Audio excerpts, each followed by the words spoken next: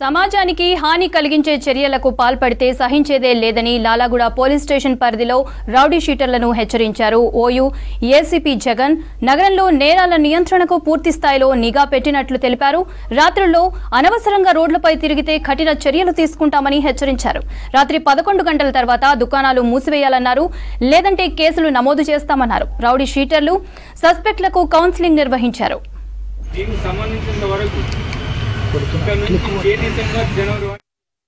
మళ్ళీ చేస్తే PD act అదే చెప్తున్నా కదా. పీడీ యాక్ట్ ఇంకొక కేసు చేసినా కానీ రౌడీ షీటర్లకు ఇదే హెచ్చరిక. ఒక్క కేసు చేసినా కానీ 2 కేసులు సరిపోతాయి.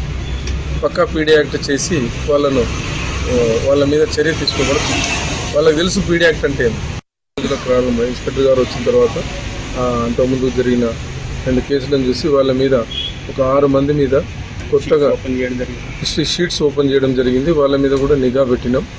వాళ్ళ మీద ఏమైనా ఉన్నా కానీ మళ్ళీ వాళ్ళు కంటిన్యూ రౌడీ షీట్ ఓపెన్ చేసి వాళ్ళ మీద చర్య తీసుకోవడం జరుగుతుంది. పోక్సో కేసు ఉంది, ఒకటి బాడీలో అఫెన్స్,